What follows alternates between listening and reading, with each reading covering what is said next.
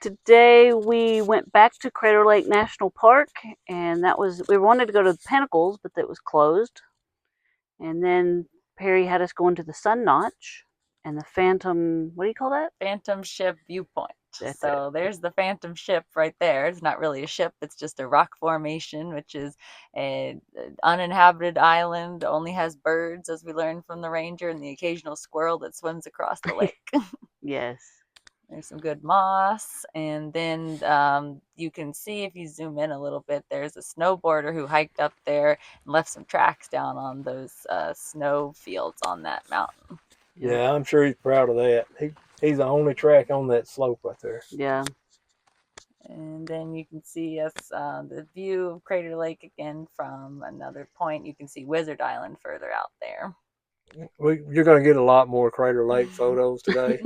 And this is trying to show the blue colors. Jen took the blue against the green. Yep. And sharp of course, contrast. And then a peak in the background back there. Do we know the name of that peak? We don't. Okay. I'll look it up. Of course, we moved to another location, took another picture of the Phantom ship. And we did a little snowshoeing today. On accident. Yes, the trail was covered in snow. And here's Raymond snowshoeing. So he's snow sliding in tennis shoes. That was pretty funny. And then I went over the other way. Probably should have gone back the way we came, but we persevered. We did tell others to go kind of make it out and back instead of a loop. Yeah. And you could see there where the trees had melted out the snow. And then we went to Vidae Falls, just side of the road, little waterfall there.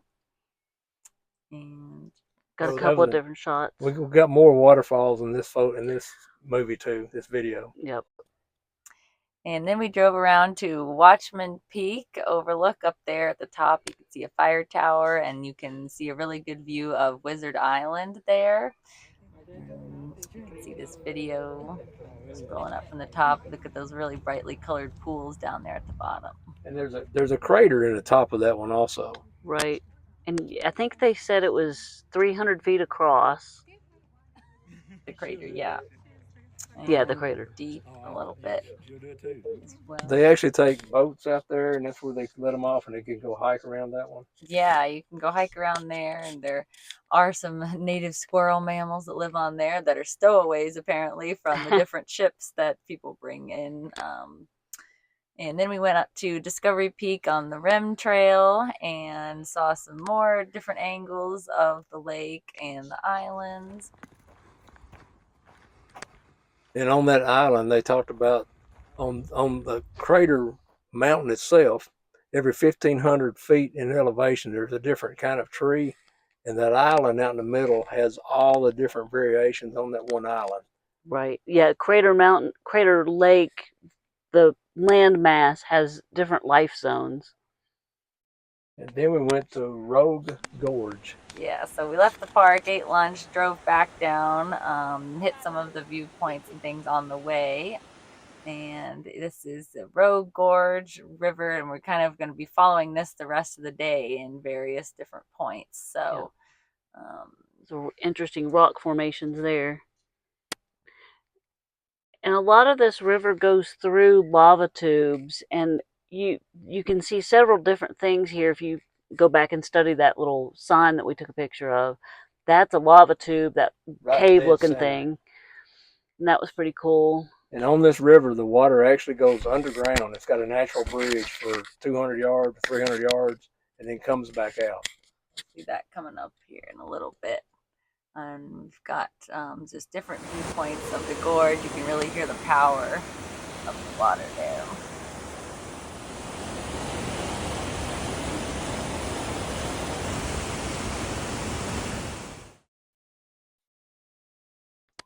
Then you're going to have another little viewpoint of it.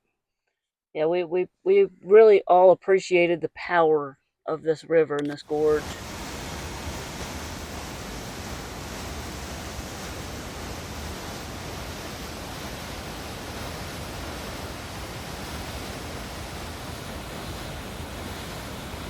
I'm talking about the wrong river a while ago. There's us in our little selfie. We got a picture. This is the log jam that I'm sure will be cleared out before too long. Yeah. And then you can see that little hole that's made Yep. there. And Then we had to stop for ice cream, which I blew by yesterday in the car, and we made a promise to come back. She almost got fired for driving yesterday. I went past a lot of viewpoints, but we came back and hit them all today. and this again is explaining the lava tubes and how this natural bridge was formed. There's a lot of water, a lot of current. You remember how many cubic feet it was? 60,000. I don't It remember. was 410,000 every minute that would fill up an Olympic-sized swimming pool.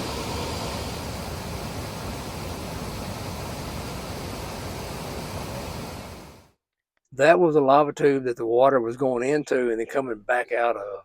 Yep. And here it's coming out of it. Here we're coming to the other end of it. That was where it's coming out of. Right So there. right there, you can see that the water had gone underground for about 200 yards or so, which you'll see in the next couple pictures, and that's where it comes out. And then this is the other side of the river there, and then that is the natural bridge. Beyond that little, this is actually a blowhole. Blowhole. I don't know if we caught it blowing once or not, but it actually blows. It pops up about 2 foot. It's not a large one. Yeah. Geography wise, or I'm sorry, geology wise, this is a very interesting area. It had a lot going on.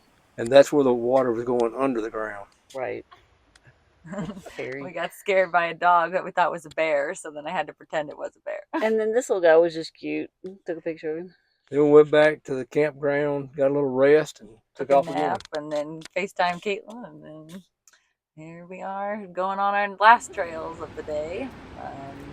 This was going to the Avenue of the Boulders, so are all these bunch of huge boulders along the trail and in the river, and I played around in there for a while. And that was pretty amazing. They're boulders. They're 10-foot boulders in there. It's crazy. Yeah, they're massive. Pretty slippery too. So they were pretty smooth. It was interesting. Didn't help we were hiking in our chacos and tubas again, but we got to put our toes in the water. So. Yep.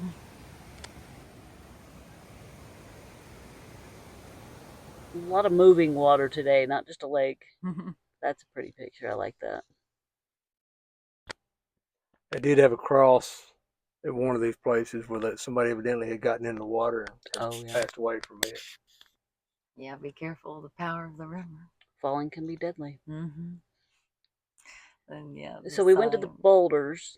And now we're going to the falls. Yep, and there's which one was the first fall? That's Mill Creek Falls, and then there's Bar Creek Falls. So 2 kind of twin waterfalls on either side of this lookout, and there I'm Lewis and Clarking pose there. Yeah, those waterfalls were within 3-minute walk of each other. Yeah. 2 different creeks running out there. And this is just the last little viewpoint we stopped at before we left this river, where it had a really good view of this peak, which we still are unknown the name of. Yep. And then there's that. That's somebody's backyard. They got a little porch out there. Again, that's just the power of that water. There's the porch. You saw the porch there. And then we got the moon with the peak there. A cheeky moon peeking out in the daytime. And that's it for this video. Okay. So we're on day, 83 of this trip? 83. Tonight is 83rd publication of the video. Okay. And tonight is our last night with Perri. Sad. And of course we have to interview her. So Perri, you have lived in a van in New Zealand for 2 weeks or whatever it was? About 10 days. 10 days. So how is this different than what you experienced in New Zealand? So in New Zealand, we just had a camper van.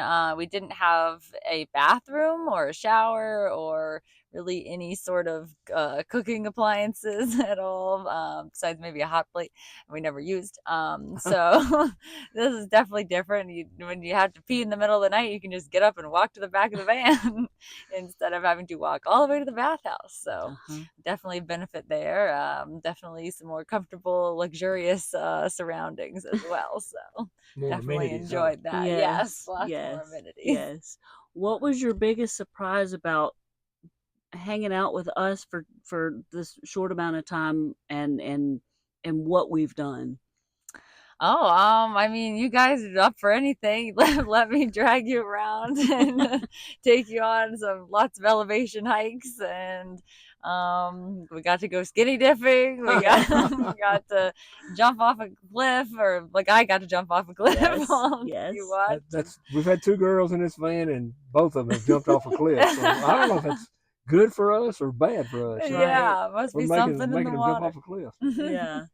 But yeah, it's been super fun hanging out with you guys and swapping stories and driving all around. Yeah, yep. And she played tour guide Barbie today, and I've taken the last 2 days off of planning. I've let Perry handle it all, and she's done a great job. Well, thank It you. was a good day. Yep. Well, thank you. It's wore me out today. Yeah, and yesterday was a good day. We didn't do as much, but we did as much quality, if that makes sense. I think we did longer hikes yesterday. Yeah. Today we did more quantity. Yes. Yeah. And with shorter distances. But Yeah. we did a lot today. We did a lot today. Yeah, we've done a lot every day. Yeah. It's been great. Yes. I And can rest tomorrow. She goes home. Yeah. there was a point today where I was like, Perry, if we don't stop doing what we're going to do, it's going to be dark. It's going to be dark. And I was like, I think we could do all these things. We're 10 o'clock right now making the video. So If that tells you anything. it's about 4 hours behind what we usually do. But we made the most of the day for sure. Yes. Even and with thank you for that. Yeah, even with the 30-minute nap in the middle. So Yes. had to recharge. Yes. Any other surprises? I guess I never really stayed at American campsites before. I'd always, and been in other countries, and I guess a lot of them have more kind of like playground equipment, and like they have big like jumping pillows, and like Iceland, New Zealand, a lot of those places, those are fun. But these were like just really nice kind of settings, and really a lot bigger campgrounds than I was used to, because there's probably 120, 130 different spots at this one. So right. We're a county state operated somehow. County operated, and Perry and I did find a little beach area and a little marina with a little store, which is pretty typical of most campgrounds. So we did find, and we found a bike path. Yeah, the bike path was fun. Right. Yeah, the biggest like surprise for me was the e-bikes that I didn't know existed, which that was super fun, riding those around the campground, and definitely a good addition to have when you're camping out here. Yeah, and Perry is definitely, we knew it from her driving, but she's definitely a speed demon on the bike also. Just throw that out there. A thrill seeker. Well, we've enjoyed having you, and thank you for coming out. We have. Oh, thank you guys for having me. You're welcome anytime. Yep. Well, thank you. This was so fun. She ended up, she's started out at about 5 hours away on a drive to catch up with us. Yep. And then so she's had her car with us when we moved from one campsite to another. But we've actually had the advantage of taking her car to go do these little short hikes everywhere instead of taking the camper. Yeah. And of course now she's got about a 6-hour drive back home. Yeah. Instead of a plane, she drove. So yep. Yeah, made it easier. I could come and go when I wanted to, because I wasn't sure if I was going to be able to make it work for a while, but I'm glad I did. And it was the best 4th of July I could ask for. So. All right. Yeah. I guess that's it. Okay. All right. Thank you. All right. If you enjoyed our video, please select the subscribe and the like button below. To get to our next video, select one of the tabs. Comments are always welcome.